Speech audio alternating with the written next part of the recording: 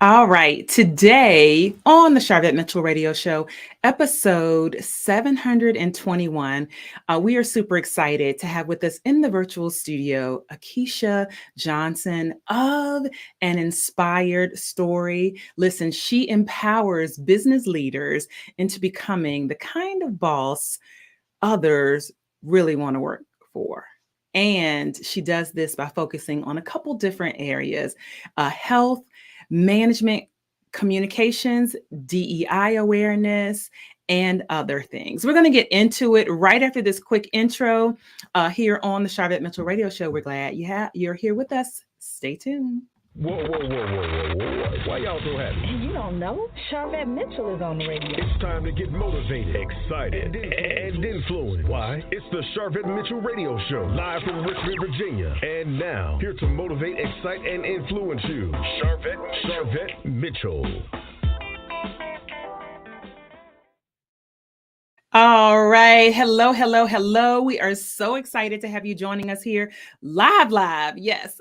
Broadcasting live from the capital city of Richmond, Virginia, but heard and seen all across the World Wide Web. So we appreciate those of you that are coming in from 3 or 4 different places on Facebook, certainly those that are listening from YouTube, from LinkedIn, from Twitter, from Sharvette.com, and those that are checking us out later in our podcast version. Listen, Apple Podcasts is always at the top of the list. We got to shout out Spotify and our iHeartRadio, and then certainly Blog Talk Radio listeners. We're excited that you are here with us for this great segment, which is so beautifully positioned here in our February timeframe, Black History Month. And we're going to be chatting about safe spaces to talk about race here on episode 721 of the Sharvette Mitchell Radio Show. So I invite you to go and tag some friends, tag some colleagues, and say, hey, come on, check this out.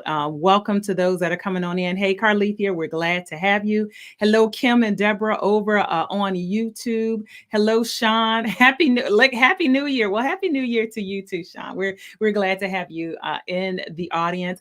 Let me remind you and let you know that this segment is brought to you by my 6th book collaboration. Can you believe that? My 6th book collaboration. I joined forces with 11 of my clients that are in the Platform Builder program, and we are producing this amazing book. Pre-orders are available right now. So all you have to do is wherever you're watching or listening, you can go right there and place your pre-order, certainly on Sharvette.com, our main website for the Sharvette Mitchell Radio Show. It is right there, either on the side or on the home page. You can place your pre-order for Positioned to Pivot, strategies for your next chapter. And so you might be saying, well, who is this for? Like, who should grab this book? I've got to tell you, anyone that is standing at a crossroad, if you are at an intersection, at a crossroad, and perhaps that is some type of pivot that you need to make with your career, it could even be a direction change for your business or some type of personal life transition that has you looking in different directions. Position to Pivot is the book you want to have in your back pocket. So pre-order at Sharvette.com, free shipping, and you'll be on the top of the list, the top of the stack when the books are out in April. So thank you. I've been telling y'all that it's coming, and then the pre-orders are here. Hey there. Thank you for popping on in from our private Facebook community. We're glad to have you. So let me introduce my guest, because she is just waiting in the wings, coming up here on the Sharvette Mitchell Radio Show, Akeisha Johnson of An Inspired Story. Listen, she empowers business leaders into becoming the kind of boss other people want to work for, focusing on the areas of health, management, communications, and DEI awareness. Her programs transform workplace environments and relationships using fun and levity while providing meaningful insights. And I have to mention also, she is a winner of Great Companies 2023 Women Entrepreneur Award, and she is a chief guide and the founder of the Oshun Project, a nonprofit program which provides portable drinking water within Haiti. Put your hands together. Coming up live on the Sharvette Mitchell Radio Show virtual stage, Akeisha Johnson. Welcome to the show. Hi, Sharvette. Good to be here. we are excited to have you from San Francisco, California, I see. Right, West Side, West Side. So I love that. I love that. And so I want to actually just take our viewers and listeners back a step. And we'd love to hear how you got into the space that you are in now. What was the beginning? Gosh, I mean, I could talk about so many different things. Well, first, let me congratulate you on your upcoming book and your co-authors. Thank you. That's really exciting. And in some ways, it gets me into how I started. I guess I'll kind of go back to the beginning. Back in 2010, I was working at a large university in Washington, D.C. And the Haitian earthquake had just happened. And the university had made this huge pledge to support Haiti towards this rebuilding. At the time, the First Lady of Haiti was an alumni. The son of the president and the First Lady of Haiti, both of their son attended the university that I was at. And I had an interest in Haiti going back from childhood, especially because this is Black History Month. I think a lot of Black people and a lot of people just worldwide don't know how impactful the Haitian Revolution was to the United States and U.S. politics, right? Most people don't know that the reason why the Louisiana Purchase happened was because of the Haitian Revolution, right? Napoleon, they had lost that territory and Haiti was mostly a sugar producing plantation, right, of a country. Yeah.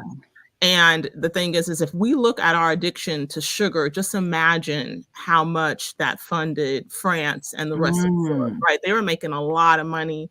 And that revolution was so disruptive that Napoleon basically just threw his hands up and said, I'm going to forget about my empire and the Americas, and I'll focus on Europe. And I'll let those people in the States deal with it. And then that's when he sold off all of that Louisiana area, right? And that was because Black people said, get off my back, and you're not making money off of me, right? And so for me, when I was a kid, I was really inspired by that because that just wasn't history that we were taught, right? We were taught, we come from slaves, we got freed and things were bad for us and now it's better than it used to be. Like we didn't get a lot of history. Yeah. So I was just super fascinated. And then when I got into my early 20s, I danced with the Afro-Haitian dance troupe here in San Francisco. So shout out to Valerie Watson and a lot of the dancers out here, Portia Jefferson, God rest her soul, Alicia Pierce. These are some of the people who I studied with. And just because I had that interest, by the time I was in Washington, D.C., something inside me just was galvanized and said, there's something that you can do. At the time, I was coming from, we don't have to be Oprah to make a difference. So true. Right? Or, what's big now? We don't have to be Beyonce or Jay-Z. You really can just take a collection of people who care and you can make a difference in the world, right? Hey, Miss Betty. Right, I see people are popping up on the street. Yes. Miss Betty. She said, preach. Yes. Look, okay. Look, for me, I can get on soapboxes, so I don't want to be annoying. But at the time too, I was bored at work. I had an entrepreneurial spirit. I literally would make up stuff for me to do at work. The work wasn't stimulating for me. And at the time I was really deep into personal development. And I was working with the sustainability department at the university. So it was like the universe was just putting all these different things together. And in my personal development course, they said, do a community project. And I just had feelings about Haiti and what should happen. And, for me, I went to undergrad at Howard University, HU. Right? Right up the road from here. Right? Exactly. I used to go down there to Richmond when I was okay. Yeah, I would. And I remember being in a French class and our teacher showed us a video on Haiti, right? Because he had gotten fluent in French being in Haiti. And I just remember at the end of that class, sitting there in class saying, I think the most powerful thing I could do as a descendant of enslaved people is do work in Haiti. Mm. And especially, right, because like it was after that revolution, the Haitian people said, you know, around the world, you're a Black man. In Haiti, you're a free man. And I just thought, oh, that's so powerful. And people don't know that. And I just felt a responsibility to do work in Haiti. So if you haven't noticed, I can run my mouth. This is bringing us all on the journey here, which and this passion certainly led into your nonprofit, but then in this space of, you know, business consulting in corporate, really helping them with the DEI, which we know, you know, there are different discussions around what that looks like. But what was that transition into saying, okay, how can I bring this awareness in corporate America? Really good. So when I finally, you know, I did the fundraising, I pulled together resources, I created different relationships with different organizations.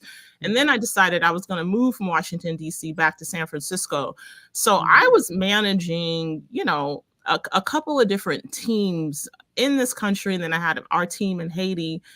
And when we finally put in the water filtration system and trained the locals there on operating the system and made the arrangements and all that, I just remember being there in Haiti saying to myself, my God, if people knew what it was like to have a little idea and bring it all the way into fruition and see how it impacts people who don't even speak your language, I think that's how you change the world. And that little thought, and for me, I would say to anyone listening, honor those little thoughts, because it's true, that's God talking to you a lot of times. Right? Like a lot of times, I didn't know that God was planting us. Like, you know, God had planted the seed when I was in class. Oh, you can do work in Haiti. And then I'm in Haiti. Y'all, I would say this, every person of African descent, go visit a place like Haiti, go visit, you know, different countries in Africa. One, it's a different energy to be in those places. Those people have a different orientation to the world. But when I was in Haiti, I just remember going, I think I owe it to myself and anyone who knows me to share with them what I got from putting together this project. And that's what got me into the world of coaching, what got me into the world of the safe space to talk about race. And, you know, I call it the Safe Star. That's the program that I put together. Okay. Was because, and, you know, I'm in the San Francisco Bay Area, right? I'm in Cali, where we're supposed to be woke, right? Yeah. Right. But we're, you know, I'm in Cali where people are woke and people want to call the cops on, you know, 7-year-olds selling water in front of the ballpark. I'm in the part of California where, you know, ladies want to call the cops on brothers at the lake barbecuing, you know, so, you know, where, you know, a man wants to call the police on the Black man going to visit his friend, mortifying his little child. Like these are things that happen. Yeah. And I started to say, what's going on? And then I would have intakes with potential clients and I don't like to use the word people of color. And here's why. People of color says that people look like what? Not of color, right? Right. For me, part of what I like to do is to be really intentional about language. I'm not a person of color. I'm just not a white person. So what I noticed when I had my non-white clients and even my clients who were marginalized, queer, disabled, whatnot, I saw there are commonalities in the conversations. And I said, just imagine if these people started talking to one another in a space that felt safe so that they can process what's happening and then come up with solutions. Because here's the thing, you know this, right? As a coach, you don't coach people for insights, you coach them for action. Yes. Right? You coach them so they actually can do stuff. I say this a lot and I feel pretty passionately, right? Like I said, me running my mouth and talking about, I think it should be this way, I think it should be that way, made me a nonprofit creator. Right? Right. Right. Just like me running my mouth saying, you know what, you don't have to complain about this situation. There's other things you can do, is what had me be someone who created the Safe Star or the safe space to talk about race. Because I wanted people to have an opportunity not just to commiserate, right? Because you know what it's like. Look, I've gone through it. We all, you know, I got out of the corporate trauma, right? I got tired of being in spaces where people actually thought it was appropriate to challenge my intellect and all of that because I look like this. Are you kidding me? You know what I mean? But people are dealing with that all around. Yes. And what they typically do is they go home and they complain to their friends and their spouses, and they say, my boss is racist and I hate him, and I'm gonna steal Staples or whatever, right? Right. I'm gonna have some impact. I'm gonna take a whole pack of pens and bring it home. Right? Like that kind of protest. Or, they're butting heads with people at work and they never really get anywhere. And I thought if we could have some people talk about what can you do to address it? What can you do to empower yourself? I think, again, that's how you transform environments. That's how you transform relationships. And that's what I got into all this for. And so that's how the safe space started. And it started off with getting a group of people in a living room for brunch and just creating and for me, I've studied a couple of different things. Like I said, I have a background in dance. One of the things that I think is really important for non-white people and for white people too, but for non-white people to get in contact with is their ancestral knowing and practices. And so one of the things that I wanted to make sure that we had in the safe space were kind of ritualistic practices, right? And I'm not talking about, like things that are scary, right? Yeah. But I'm talking about rituals that bond people. So I would do things like have a basket and have everyone write down what their intention was for the room, put it in the basket, and then put the basket in the middle of the space as an anchor to represent that we're all holding this space. Those kind of things to really have people get that to create a safe space requires a collection of people. And two, before you talk about things that could be controversial or even triggering, you have to create some kind of connection and agreements of the people so that if things do get heated or emotional, everyone is really clear about where people are coming from. Why? Because you already said where you're coming from. Ah, so good. And what has been the impact of corporations you've been able to go into and facilitate this and have these safe spaces? Well, it's different in different spaces because here's the thing, right? And I'm sure you've seen it. Some people don't want to talk about this. Ouch. Ouch or amen. Right. Look, I've had amen and I've had ouch. Yeah. Right. And here's here's the beauty in it. When people get upset and triggered, for one of the aspects of creating the space or the safe space that I talk about is people understanding that there's a biological response that's happening a lot of times in these conversations, and people, instead of acknowledging the biology of how people are acting, people go to a moralistic place, right? Where people go to, okay, you're screaming and hollering and that makes you a bad person. No, it doesn't. It makes them somebody who their autonomic nervous system is triggered and they're now in their fight or flight modality. And so they don't have access to their executive thinking brain anymore because all they're thinking about is how do you survive. But imagine if someone characterized you on how you're trying to survive something. It just seems really unfair. Yeah. But here's the truth. We live in a whole society that does that, right? We live in a society that calls people criminals and thugs for having the audacity to be poor. So, what I'd like to do in the conversation is really strip out a lot of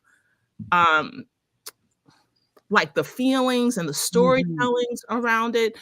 And when people do have stories, to identify that is a narrative. That narrative isn't the truth. It's a narrative. The only thing that we can really anchor in truth is what's happening. Yeah. Yeah. So that's what is happening is what we can say is truth, because we can all agree this happened, this didn't happen. Everything else is a narrative. And the more that we're able to do that, the more that people are able to sort through what are the issues? I've had people in the safe space distinguish, oh, I really did think that this person was being racist, but I realized that they just don't know how to talk to people. Ah, how about that? But it takes something to get there, right? Like, for Yeah. instance, if you're a white male who has been taught that to exert your authority, you should raise your voice and shut down any kind of challenging ideas. Mhm. And the majority of the people that you're responsible for working with are not white, but you operate from that place. And those people say, well, you're racist. And you go, no, I'm not. Here's what I would say to the white male. You are operating from racism because you're not being responsible for the social dynamics that are happening here. Mm-hmm. What I would say to the non-white people is, are you paying attention that, yes, he has the power dynamic of whiteness, right, which would make him racist, but are you giving him any space for his humanity? Mm. That's how we create these safe spaces, right? Yeah. Like, and there's no other way we're going to do it, because, you know, right now we're in a place where people are calling the backlash of DEI, right? Right. And what do you think that's coming from? What do you think? Is that just rooted in fear? Is that just rooted in people feeling like non-white people are getting all of these advantages and we want to stop that, or what they perceive as advantages? Yeah. I mean, I think it's a couple of different things going on, right? I've said to people, it's not a backlash; it's just good old-fashioned racism. If we look at again, let's look at Black history. In the history of the United States, specifically, anytime you see major advances of people of African descent, you see a huge backlash, right? I do master classes, right, where I invite people just to come and be in conversation and kind of think differently about things. And in January 2021, the day before January the 6th, I did a master class.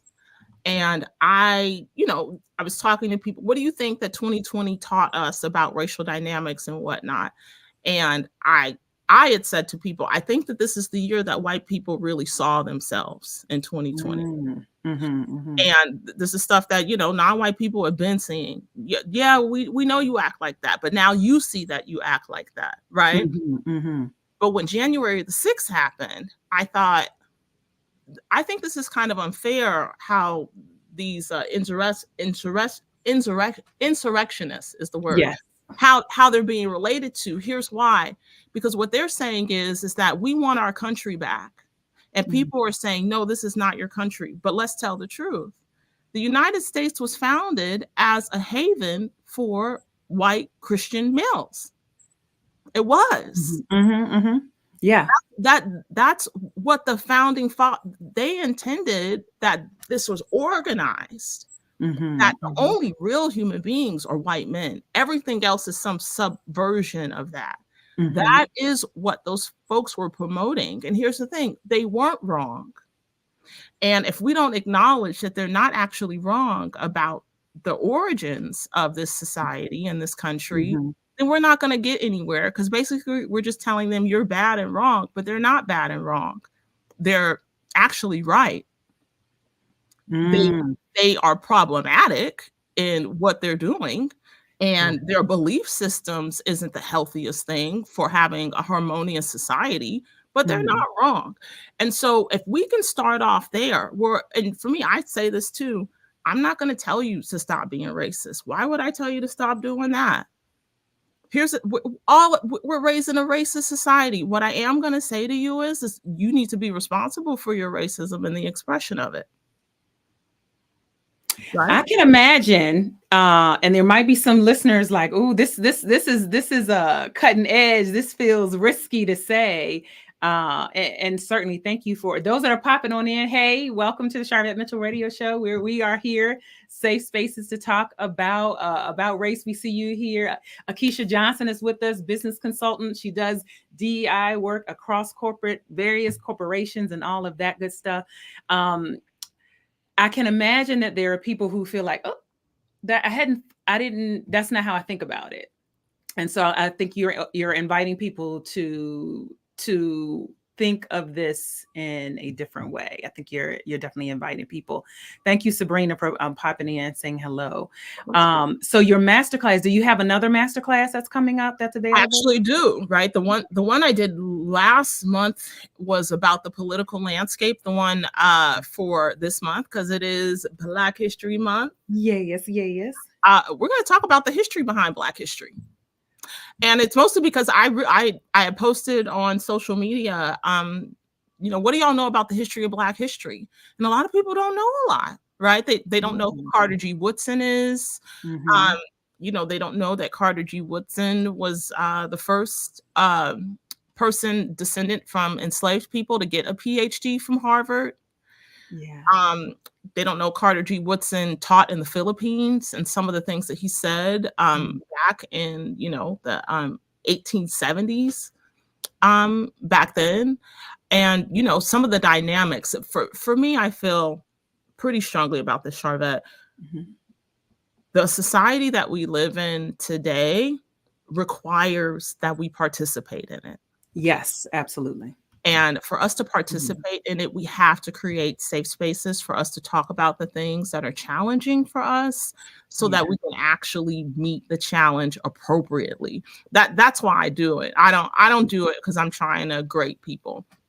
And what you said, one of the things that I do at the beginning of the safe space is that we create some agreements about, if this feels like it's too much for you, give me a signal. You don't necessarily have to verbalize it. So we create signals and a couple of different things so that we know, okay, wait a minute, this is a little too edgy for someone. We need to back off of it. And we have an agreement that we'll back off if someone says it's too edgy.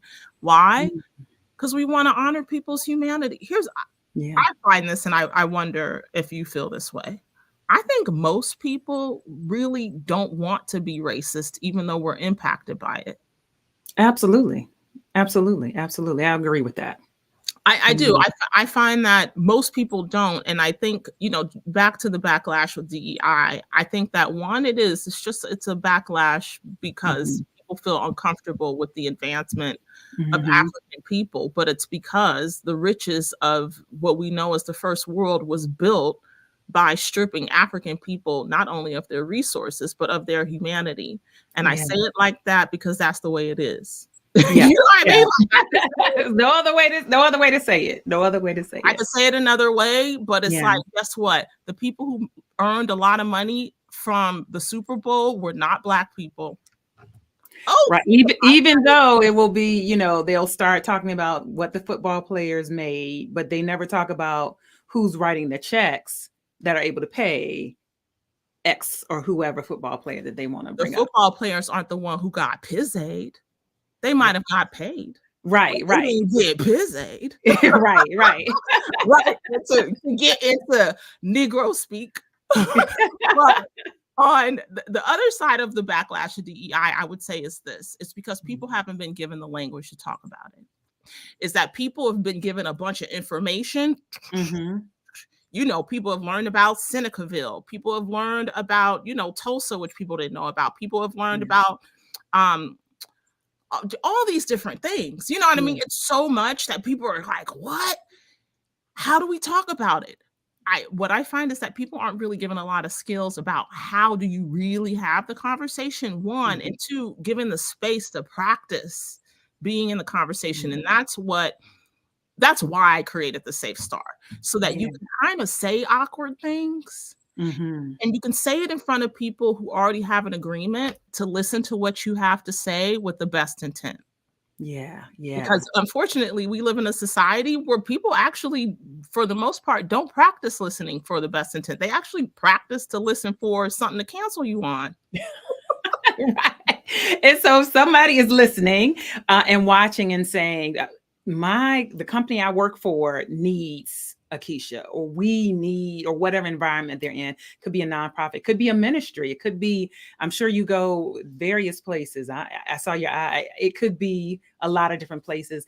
How should someone connect or refer you to be able to come in, to their organization?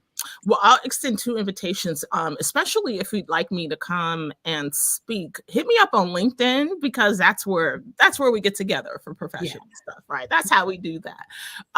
And I'm hosting a master class next week, Wednesday, the 21st, again, on the history of Black history. And it really is just a little bit of a taste of the kind of conversations that I'll invite you into. It's the light version. If you want the deeper dive, that's when you'll have me come in, once you commit and you say you really want it. There you go. But you can dip your toes in the master class. There you go. And I've dropped the link. So YouTube has the link, Facebook business page has the link, Twitch has the link. And we will go back and make sure wherever you're watching that the link is available for the masterclass. Is there a fee for the masterclass? Is it complimentary? How does that work? The only fee is your attention. Your attention. Pay with your attention. I am loving this. Wow. Our time completely flew by. I know. And I honor your time, and I honor the work, the transformational work that you are doing. And so what's next for you? What is on the horizon for Akeisha? What is on the horizon? It's funny too, because I'm actually doing some work with an organization on them setting their DEI goals. So and then actually, and I'm looking to do the safe space at a university. So those are some of the things that I have next. And then, of course, I'm going to continue to do these monthly master classes, really just to take on different ways that we can look at this conversation about not just race, but diversity, equity, inclusion, and really, just ways that we can get along with each other and get back to remembering that we really are a human family first. Yes. First and foremost, we really are. Yeah. And there was a time in history where people operated like that. And we have to know that this current version of a society was made up. And for us to have what we really want to live into, we got to make something up too. So yeah, we got to put something in it. Last question. The goal of the show is to motivate, excite, and influence. And we want to know what motivates Akeisha. What motivates me? God, so many things. I'm really motivated by being in the company of people like you. And people who I really am.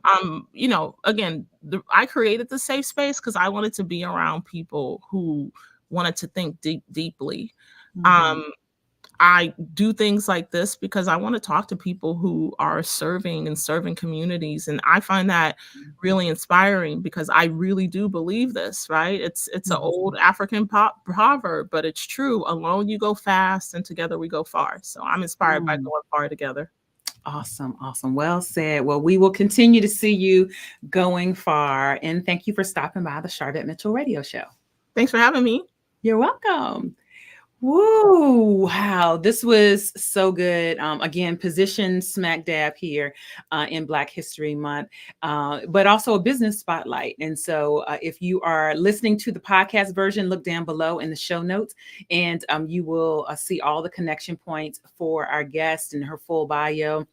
If you are on YouTube, you can look down in the YouTube notes. They are there as well. And we want to continue this. And if you can, and there's an opportunity to refer Akeisha or recommend her services in organizations that you have your hands in or are a part of, I recommend that you do that. And you heard she is a wealth of knowledge there. Thank you, Wendy Lee. Comedian Wendy Lee usually comes in from Wakanda. Said great interview, very needed topic.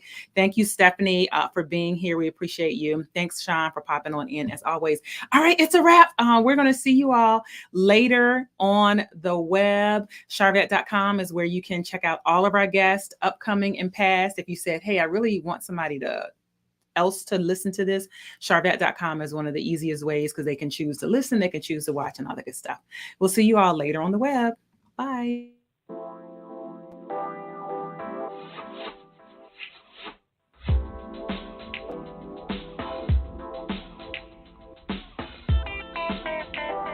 Live from Richmond, Virginia, you've been listening to the Sharvette Mitchell Radio Show. Catch Sharvette Mitchell every Tuesday at 6 p.m., interviewing all the stars you want to hear from. So until next week, stay motivated, excited, and influenced. This is the Sharvette Mitchell Radio Show.